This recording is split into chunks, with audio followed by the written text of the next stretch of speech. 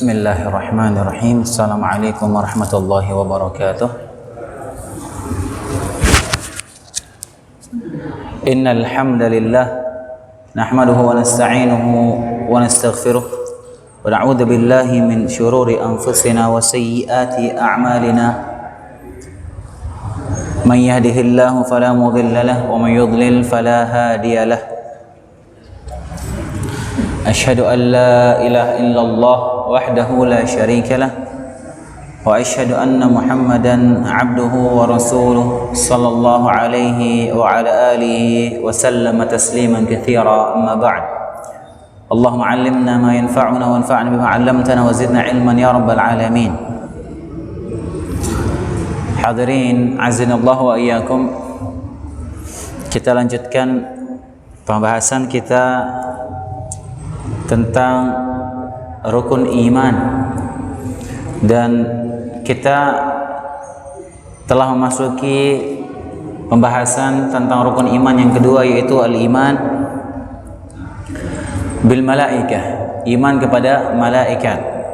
Dan pada pertemuan pekan lalu kita membahas tentang apa urgensinya kita belajar mendalami tentang keimanan kepada malaikat ini.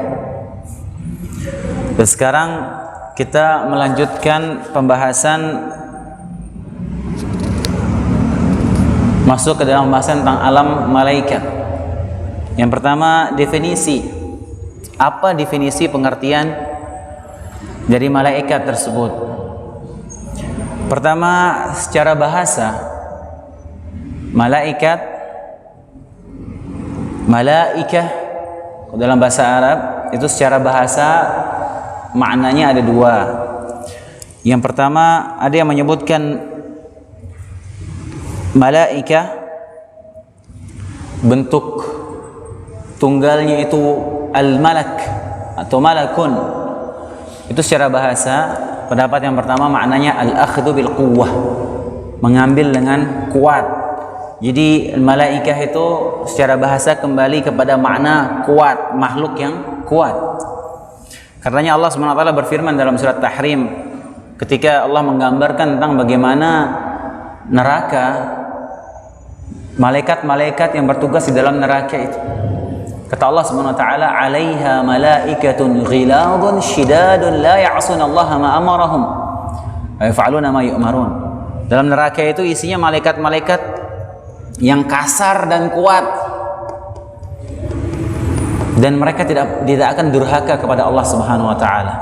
Malaikat akan melakukan apa saja yang Allah perintahkan. Ini pendapat yang pertama, secara bahasa maknanya artinya kembali kepada makna kuat. Yang kedua, al-malak, itu jamannya malaika, itu secara bahasa kembali kepada makna risalah, yaitu utusan. Karena dalam beberapa ayat Allah menyebutkan malaikat ini sebagai utusan. Contohnya Allah SWT berfirman, "Idza jaa ahadakumul maut tawaffathu rusuluna wa hum la yufarritun." Ketika salah seorang dari kalian sudah datang ajalnya, udah waktunya Allah wafatkan, tawaffathu rusuluna, utusan kami akan mewafatkan dia. Utusan Allah sebutkan. Ini secara bahasa.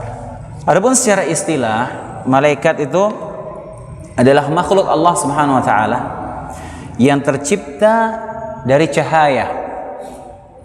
Makhluk Allah Subhanahu wa taala yang Allah ciptakan dari cahaya, yang mereka ditugas mereka untuk beribadah kepada Allah Subhanahu wa taala dan menjalankan tugas mengurus alam semesta. Dan tidak ada yang tahu berapa jumlah mereka kecuali Allah Subhanahu wa taala. Malaikat ini jumlahnya sangat banyak. Jumlahnya sangat banyak. Enggak ada yang tahu jumlahnya kecuali Allah Subhanahu wa taala. Kata Allah Subhanahu wa taala, "La ya'lamu junuda rabbika illa hu." Enggak ada yang tahu berapa jumlah tentara Allah, tentara Rabbmu kecuali Allah. Karenanya disebutkan Nabi ketika Mi'raj, beliau menyebutkan di langit nggak ada space selebar 4 jari kita ini kecuali ada malaikat di situ. Saking padatnya langit ini, penduduk langit ini, malaikat penuh di situ. Dalam hadis lain Nabi menyampaikan di atas Ka'bah, kalau kita tarik ke atas ke langit ketujuh, ada Ka'bahnya malaikat di situ, disebut dengan Baitul Ma'mur. Baitul Ma'mur. Sebutkan Baitul Ma'mur ini setiap hari dari awal diciptakan 70.000 malaikat tawaf di situ setiap hari. Habis mereka tawaf, mereka pergi, mereka nggak balik lagi ke sana ila yaumil qiyamah. Datang 70.000 yang lain tawaf situ, pergi. Datang 70.000 yang lain tawaf situ. Jadi jumlah mereka sangat banyak ya. Baik. Sekarang pembahasan berikutnya tentang nama-nama malaikat. Nama-nama malaikat kita klasifikasikan dulu menjadi dua.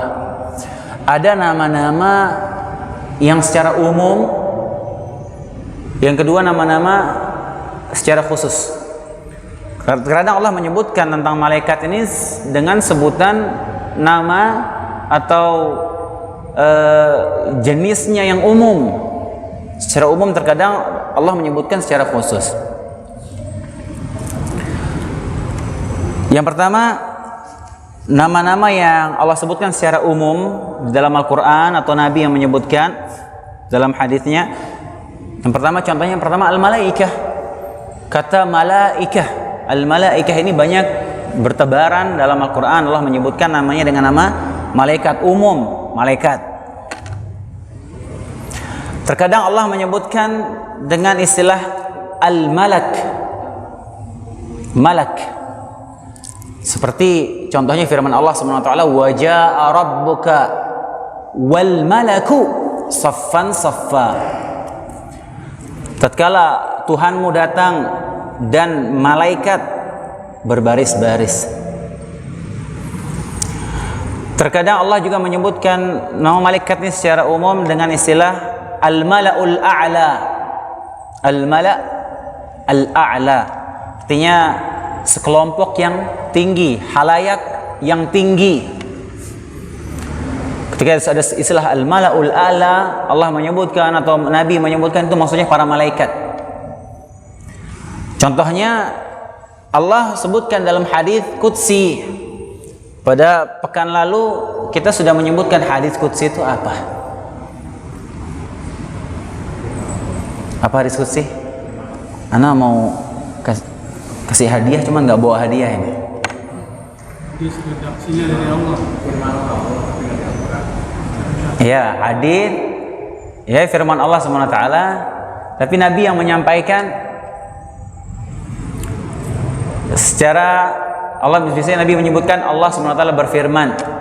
Tapi ini bukan Al-Quran. Lafalnya dari Allah SWT. Allah sebutkan dalam hadis qudsi, Ana inda dhanni abdi bi. Kata Allah SWT, aku sesuai prasangka hambaku kepadaku. Perhatikan hadis ini hadirin.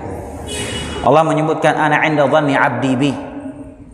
Aku sesuai prasangka hambaku kepadaku. Makanya hati-hati. Jangan kita berprasangka buruk kepada Allah SWT. Karena itu sesuai prasangka kita nanti jatuhnya. Makanya kita dituntut untuk selalu berhusnuzan kepada Allah SWT. Kena musibah, husnuzan kepada Allah. Ditimpa dengan himpitan ekonomi, husnuzan kepada Allah SWT, jangan suuzan. Apapun kita berprasangka baik kepada Rabbul Alamin. Karena kata Allah SWT, aku sesuai prasangka hambaku. Kalau hamba Allah berprasangka baik, maka Allah akan baik. Kemudian kata Allah SWT, wa ana ma'ahu idza dzakarani. Dan aku bersama hambaku. Maksudnya Allah mengingat, Allah memperhatikan idza dzakarni, jika hambaku berzikir kepadaku, mengingat aku. Kemudian kata Allah Subhanahu wa taala, fa in dzakarani fi nafsihi dzakartuhu fi nafsi. Kalau hambaku berzikir, menyebutkan namaku, mengingat aku dalam dirinya, maka aku akan menyebutnya dalam diriku. Wa in dzakarani fi mala'in dzakartuhu fi mala'in khairin minhu. Jika hambaku berzikir, menyebut namaku di hadapan halayak, maka aku akan menyebut-nyebut namanya di hadapan halayak yang tinggi yang lebih baik. Ya al-mala disebut Allah di hadapan para malaikat maksudnya. Ketika kita menyebutkan nama Allah Subhanahu wa taala di hadapan halayak, maka Allah akan menyebutkan nama kita di hadapan para malaikat. Kemudian di antara nama-nama umum yang Allah sebutkan tentang malaikat yaitu al-muqarrabun. Al-muqarrabun yaitu artinya yang didekatkan kepada Allah Subhanahu wa taala. Jadi kalau kita nemu lafal al-muqarrabun dalam Al-Qur'an atau hadis, maksudnya itu para malaikat. Kemudian di antara ini tentunya semuanya ada dalilnya ya, ada ayat. Terkadang saya skip, nggak bacakan untuk mempersingkat karena waktu sangat terbatas. Dalilnya nggak bacakan. Karena semua yang kita sebutkan, apalagi berkaitan dengan masalah akidah ini tidak akan keluar dari dalil. Kita tidak akan menyebutkan sesuatu terlebih lagi dalam masalah akidah yang nggak ada dalilnya, mustahil. Sampai nama-nama malaikat pun itu tidak boleh kita sebut-sebut atau kita karang-karang namanya tanpa ada dalil, tidak boleh. Semuanya ini ada dalilnya. Tapi terkadang yang panjang kita lewati. Kemudian di antara nama-nama malaikat secara umum yang Allah sebutkan yaitu as-safarah. Safarah juga artinya sama utusan. Kemudian juga yang lain terkadang Allah menyebutkan dengan istilah al-ashhad, yaitu artinya yang menjadi saksi. Firman Allah Subhanahu wa taala, "Inna lanansuru rusuluna walladzina amanu fil hayatid dunya wa yawma yaqumul ashhad." Kata Allah Subhanahu wa taala, sesungguhnya kami akan menolong rasul-rasul kami dan orang-orang yang beriman dalam kehidupan dunia, wa yawma yaqumul ashhad, dan pada hari tampilnya para saksi. Para saksi di sini siapa maksudnya? Malaikat. Kemudian di antara nama yang Allah sebutkan tentang malaikat yaitu ar-rusul, sama juga artinya utusan. Ar-rusul, utusan. Ya terkadang ar-rusul atau rasul, itu kan artinya secara bahasa utusan. Terkadang Allah masukkan itu malaikat. Contohnya firman Allah Subhanahu wa taala, "Walamma jaa rusuluna lutan si'a bihim wa daqa bihim dzar'a." Tatkala utusan kami datang kepada Nabi Lut, kata Allah Subhanahu wa taala. Ketika malaikat datang menghampiri Nabi Lut alaihissalam, Nabi Lut mulai curiga dan sesak dadanya ketika kehadiran malaikat itu. Nabi Lut takut, ini pertanda Allah akan menurunkan azab. Nah, Allah sebutkan dalam ayat itu rusuluna, utusan kami. Tapi perlu diperhatikan sini hadirin azanallahu wa iyyakum. Allah menyebutkan di antara nama malaikat tadi secara umum al-muqarrabun, yaitu yang didekatkan kepada Allah. Walaupun malaikat ini sangat dekat dengan Allah Subhanahu wa taala, tapi para malaikat ini tidak mengetahui perkara yang gaib. Malaikat tidak tahu perkara yang gaib kecuali yang Allah bocorkan kepada mereka. Tidak ada yang tahu perkara gaib kecuali Allah Subhanahu wa taala. Jadi kalau ada orang yang mengaku mengetahui perkara yang gaib, maka ini dukun ini. Fix sudah dukun. Allah yang bilang tidak ada yang tahu perkara gaib kecuali Allah Subhanahu wa taala. Terus datang orang bilang dia mau meramalkan masa depan kita misalnya. Jangan percaya. Dusta. Kadzdzab. Makanya para dukun itu dikasih istilah dajjal-dajjal kecil. Dajjal secara bahasa itu artinya pendusta, pembohong. Dalilnya ketika Allah mau mencipta ayat surat Al-Baqarah, ketika Allah mau menciptakan Adam, dialog antara Allah dan para malaikat. Kemudian kata Allah Subhanahu wa taala, "Inni a'lamu ma la ta'lamun." Aku tahu apa yang kalian enggak tahu. Kata Allah Subhanahu wa taala. Kemudian ketika Allah sebutkan nama-nama ini, Allah mengajarkan nama-nama benda kepada Nabi Adam. Kemudian Allah suruh malaikat, coba sebutkan nama-nama benda ini. Kata malaikat, qalu subhanaka la ilma lana illa ma 'allamtana. Kata malaikat, Maha suci Engkau ya Allah, kami tidak tahu ilmu apapun kecuali yang Engkau wahyukan, kecuali yang Engkau beritakan kepada kami. Kemudian juga di antara dalilnya malaikat gak tahu perkara gaib. Ini banyak tentunya dalilnya ya. Di antaranya ketika Mi'raj, Nabi Muhammad SAW dibawa oleh malaikat Jibril menembus langit. Setiap langit ada pintunya. Malaikat Jibril minta izin melewati pintu langit. Man? Jibril. Siapa? Jibril. Siapa yang bersamamu? Muhammad. Kemudian malaikatnya nanya, apakah sudah diutus oleh Allah SWT? Dia nggak tahu. Malaikat Jibril menjawab, iya sudah diutus, baru dibukakan pintu.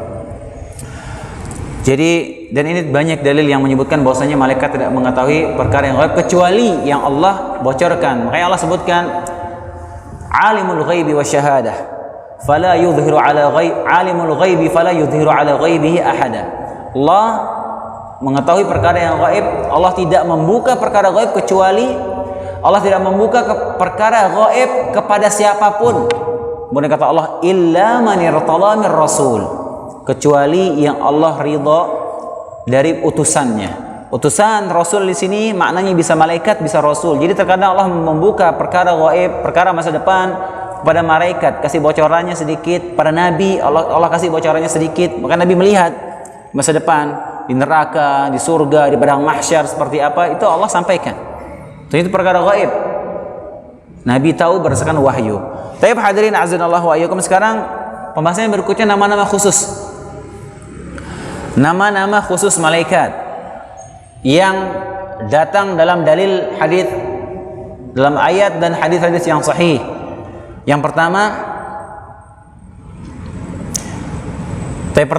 kita bagi dulu ya, nama-nama khusus ini ada yang datang dalam bentuk jamak dan ada yang datang dalam bentuk mufrad atau tunggal.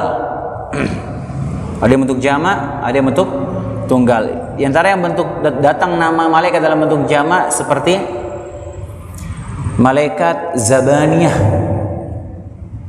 Kata Allah Subhanahu wa taala, sanad'u Zabaniyah.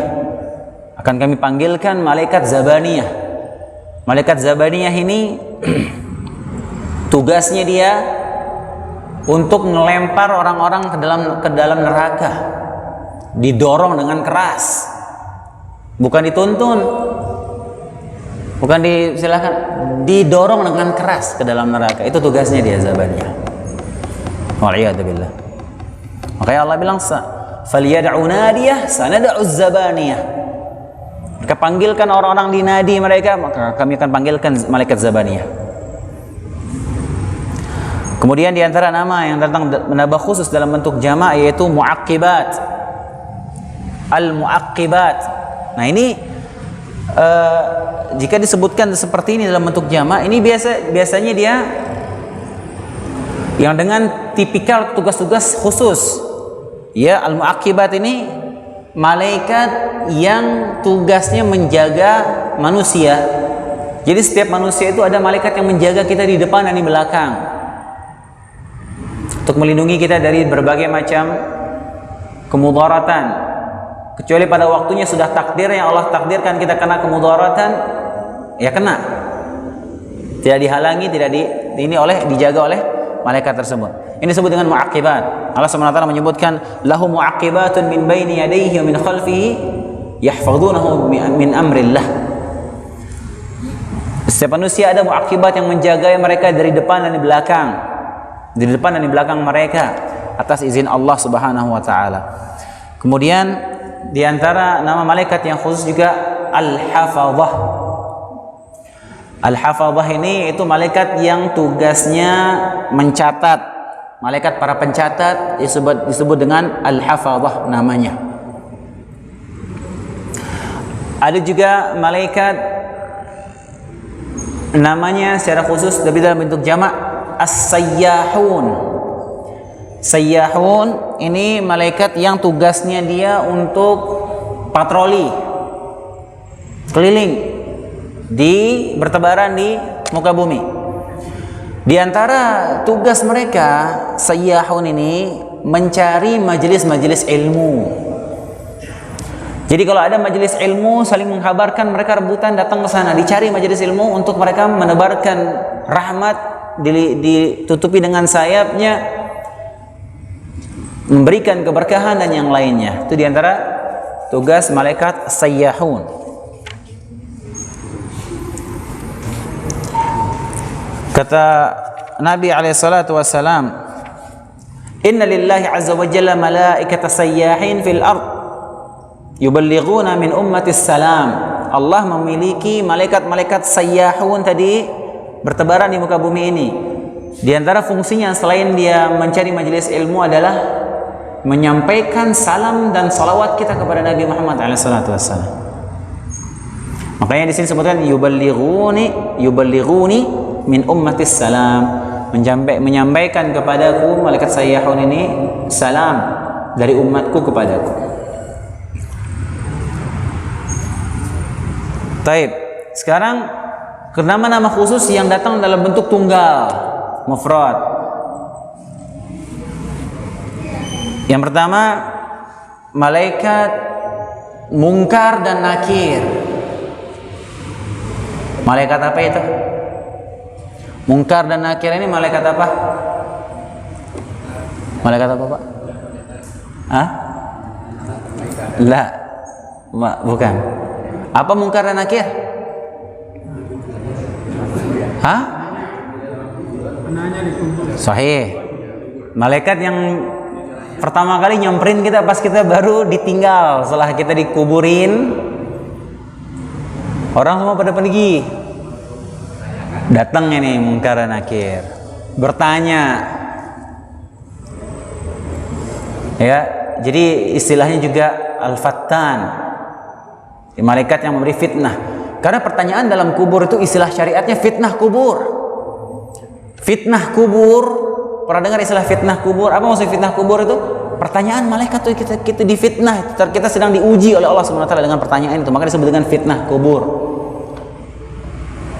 Jawabnya tentu dengan keimanan, bukan dengan hafalan. Tanya orang kafir sekarang, coba siapa Tuhannya, orang Islam tahu dia. Siapa nabinya? Tahu. Hafalin, coba bawa teks. Ditanya, jawabnya dengan keimanan, man rabbuka. Dan ini keadaan yang menakutkan bagi orang kafir. Ketika ini disamperin dua malaikat ini bertanya, sudah sangat keadaan yang sangat mengerikan bagi mereka. Man rabbuka? Nggak bisa jawab mereka, digebuk. Waliyadzubillah. Kemudian ada juga malaikat yang namanya Harut dan Marut. Ayo, siapa itu? Hah? Pernah dengar Harut Marut? Allah sebutkan dalam surat Al-Baqarah ini nama dua malaikat ini. Jadi dua malaikat ini Allah turunkan dan Allah tugaskan sebagai ujian bagi manusia, fitnah bagi manusia. Allah menguji mereka. Jadi Harut Marut ini turun mengajarkan manusia ilmu sihir. Tapi mereka mengingatkan, jangan kalian lakukan ini. Fala takfur. Kata Allah Subhanahu wa taala, "Wa ma unzila 'alal malaikain, wa ma unzila 'ala malaikain bi Babil Harut wa Marut." Allah turunkan dua malaikat di negeri Babilonia, yaitu Harut dan Marut. "Wa ma yu'allimani min ahadin hatta yaqula innama nahnu fitnatun fala takfur." Setiap mereka mengajarkan itu ilmu sihir, mereka pasti ngasih tahu, jangan kalian lakukan ini, jangan kufur, ini hanya ujian. Itu Harut Marut, itu jelas namanya dia, spesifik dia, Harut sama Marut. Kemudian juga ada malaikat yang namanya Malik. Siapa itu? Siapa Malik ini? Malik siapa? Malaikat yang menjaga pintu neraka, ya. Sahih. Kata ini dalam ayat Allah sebutkan dalam surat Az-Zukhruf, wa nadaw ya Malik. Penghuni neraka manggil, ya Malik, ya Malik, liyaqdi alaina rabbuk qala innakum makithun. Subhanallah, mengerikan ayat ini. Penduduk neraka teriak menjerit manggil Malik ini, ya Malik, wahai malaikat Malik, liyaqdi alaina rabbuk, minta kepada Rabbmu, bunuh saja kita, matikan kita, sudah nggak kuat mereka disiksa. Kata malaikat Malik, innakum makithun, enggak, kalian tetap di sini.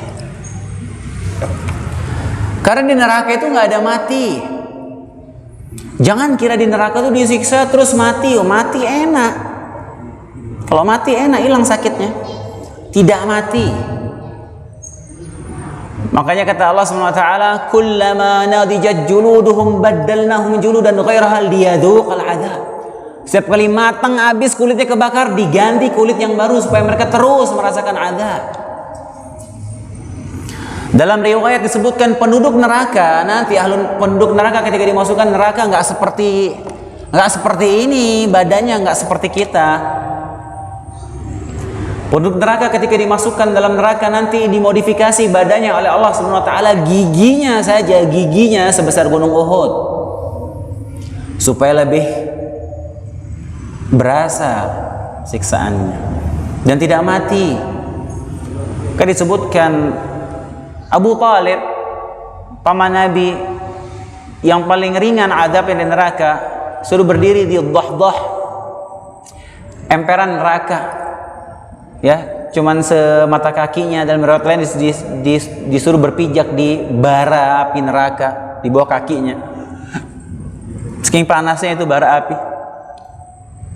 Jalan menjalar dari kakinya, membakar syaraf-syarafnya, organ tubuhnya, sampai ke otaknya mendidih dalam keadaan hidup.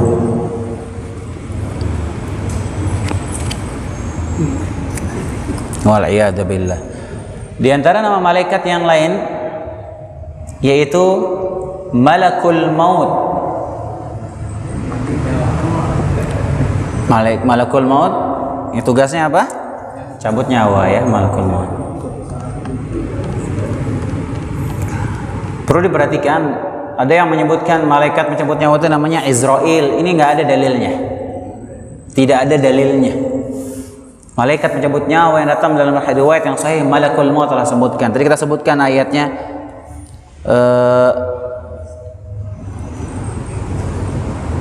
Jadi Malakul Maut ini dia ada khilaf. Ada yang menyebutkan memang Malakul Maut ini dia namanya, tapi mereka banyak. Ada yang menyebutkan Malakul Maut ini cuma satu. Dia emang pimpinannya malaikat mencabut nyawa, dan dia punya banyak malaikat lain yang anak buah yang membantunya. Makanya disebutkan malaikat tidak masuk rumah yang ada gambar makhluk berjawa dan ada anjing di situ, malaikat nggak masuk. Yang maksudnya malaikat nggak masuk itu adalah malaikat rahmat. Kalau malaikat mau tetap masuk.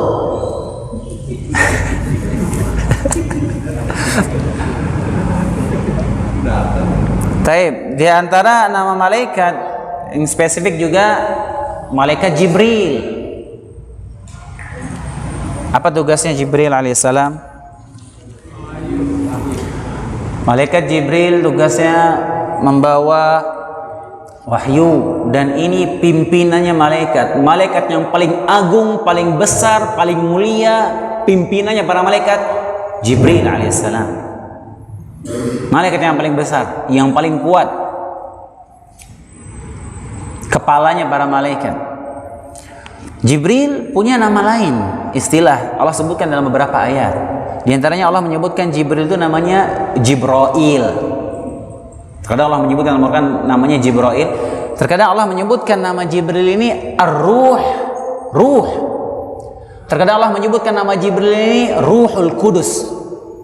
Kalau disebut ada istilah Ruhul Kudus dalam Al-Quran, maksudnya malaikat Jibril alaihissalam.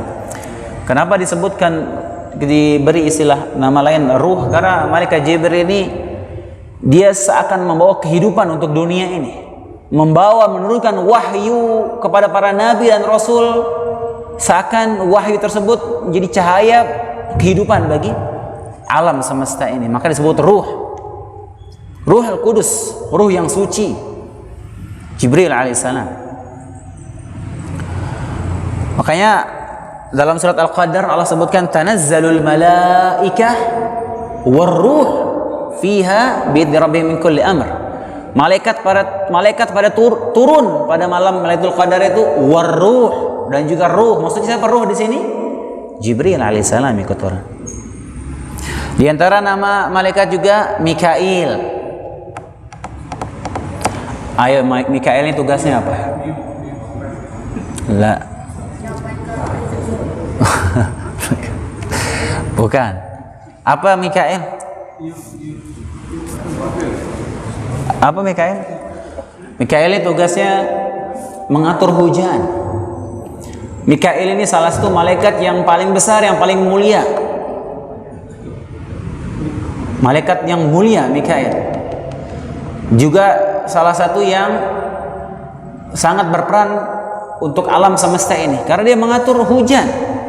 Dengan hujan itu Allah menumbuhkan tumbuhan, ngasih makan hewan, manusia dengan hujan, berikan kehidupan di muka bumi. Mikail.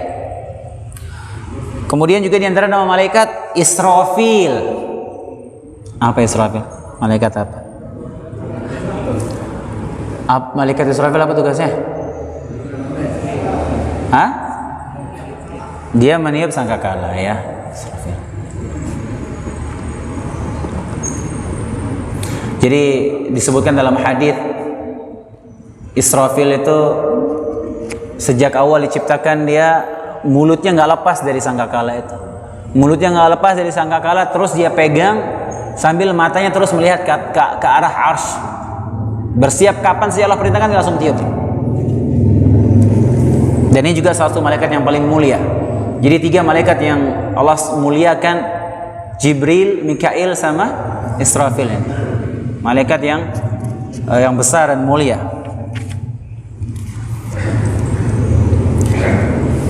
Taib, hadirin azinallahu wa iyyakum. Sekarang nama-nama malaikat yang tidak datang dalam dalil yang sahih.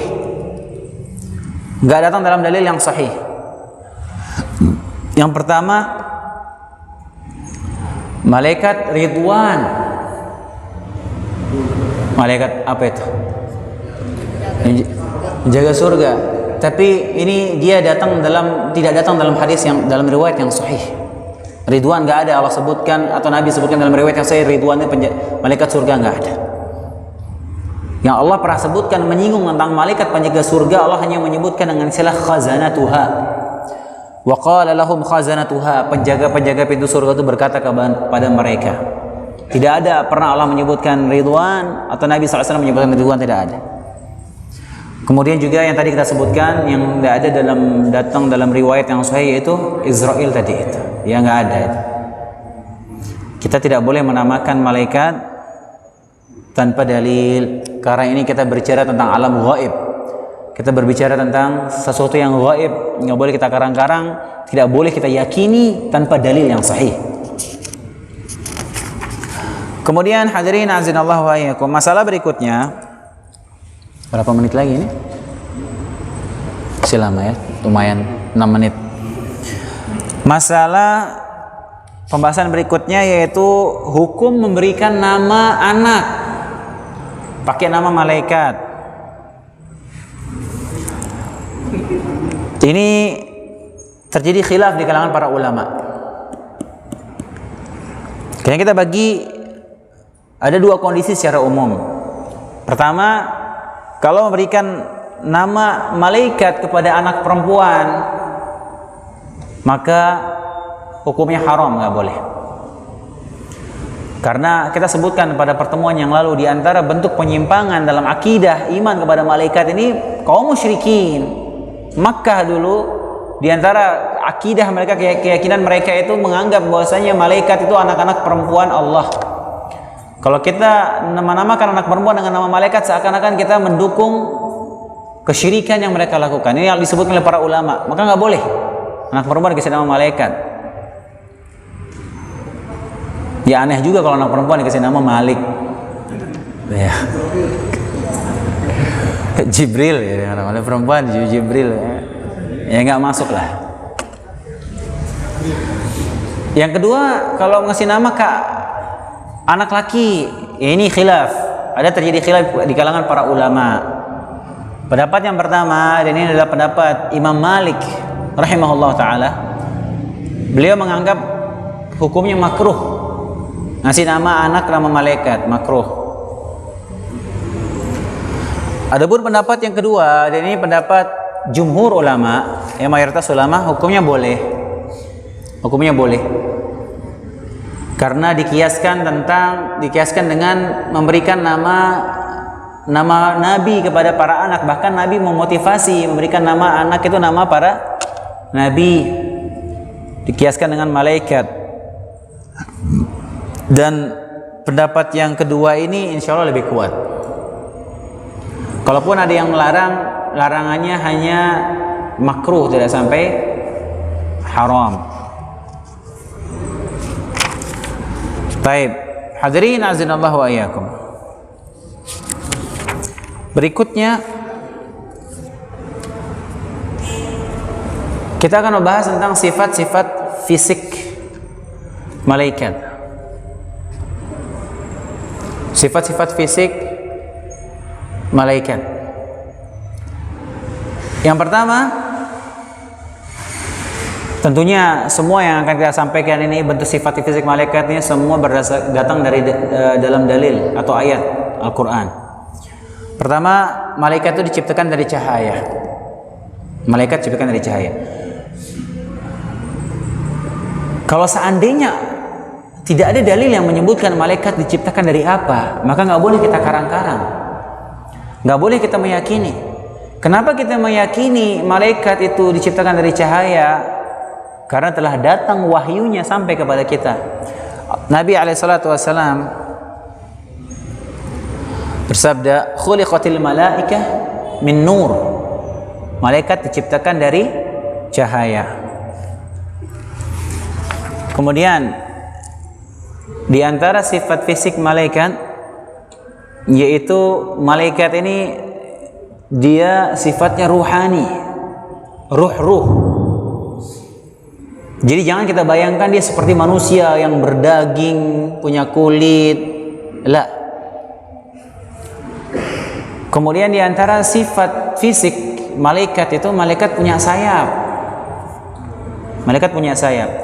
Allah SWT sebutkan dalam surat Fatir ayat pertama, Alhamdulillahi fatiris samawati wal ard, ja'ilil malaikati rusula uli ajnihatin mathna wa thulatha wa ruba'. Segala puji bagi Allah SWT yang telah menciptakan langit, yang telah menjadikan malaikat para rasul, utusan, yang malaikat ini memiliki sayap 2, 3, dan 4. Kita sudah bahas pada pertemuan yang lalu. Allah menyebutkan malaikat punya sayap 3. Ya kalau 2, 4, oke lah. 3 bagaimana? Imani saja. Allah menyampaikan demikian. Akal kita nggak nyampe sana, ya sudah, nggak usah dipaksakan. Kita dituntut cuma untuk mengimani saja, bukan untuk memaksakan akal kita nyampe ke sana. Nabi menyampaikan malaikat Jibril itu punya 600 sayap. Yang satu sayapnya bisa menutup ufuk timur sampai ufuk barat. 600 lagi banyaknya. Kita mau bayangkan, ya nggak bakal nyampe otak kita ke sana. Dalam ayat lain, dalam hadis lain Nabi SAW menyebutkan, innal malaikah la tada'u ajnihata ridan li talibil ilm. Malaikat itu dia meletakkan sayapnya di majelis ilmu kepada para penuntut ilmu karena mereka ridha kepada para penuntut ilmu. Isya.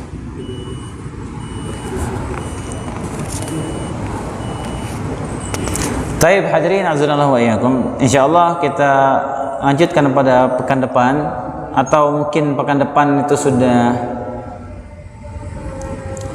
masih bisa insyaallah pekan depan ya.